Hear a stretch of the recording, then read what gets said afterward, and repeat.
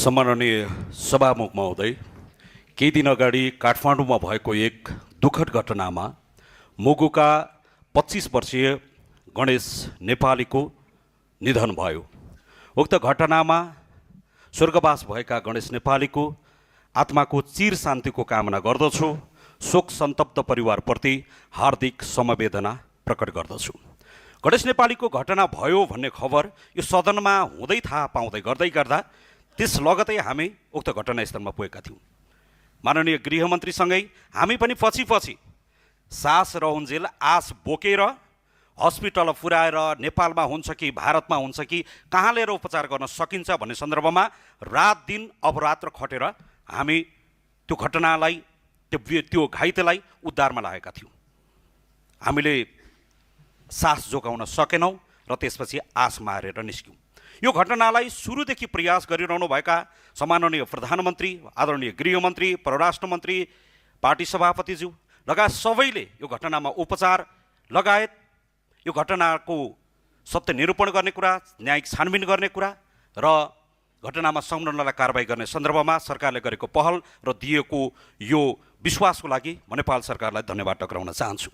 यो घटना सेलाउन नपाउँदै या यसलाई यति धेरै राजनैतिक, यति धेरै जातीय रङ्ग दियो कि म त्यो घटनाबाट, ती पीडितहरूबाट बाहिर निस्केर आउँदै गर्दाखेरि सदनमा पनि सडकमा पनि कहाँ गयो खगेन्द्र सुनार, कहाँ गएको छ, हिजो नेल्लाएर आएको खगेन्द्र सुनार कहाँ गयो भनेर जताततै खोजेको मैले त्यहाँ पाएँ। सम्माननीय सभामुख महोदय, एउटाई जातीय रूपमा भएको घटना मात्र होइन, मेरो घरको मान्छे, मेरो थरको मान्छे मर्यो, मलाई त्यसमा पीडा छ। तर यो थरमा मरेको यति मात्र होइन।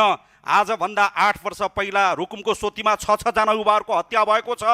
कालीकोटमा मनबिरे सार्कीको हत्या भएको छ, मनबिरे सुनारको हत्या भएको छ, मना सार्कीको हत्या भएको छ, बझाङमा हत्या भएको छ, कैलालीमा हत्या भएको छ, धेरै ठाउँमा देशभरि धेरै मान्छेको हत्या भएको छ। यो बीचमा सेते दमाईको हत्या भएको छ, सम्झना कामीको हत्या भएको छ, माया कामीको हत्या भएको छ, अङ्गिरा पासी, सङ्गीता परियार, अस्मिता सार्की, अजित मिजा, रेश्मिका परियार, मीना परियार, शम्भु सदा, श्रीकृष्ण विक, शिवशङ्कर दास, झुमा विक, लक्ष्मी परियार, श्रेया सुनार, रेशमा रसाइली, रूपमती दास, राजेश नेपाली लगायत धेरै दलितहरूको हत्या भएको छ।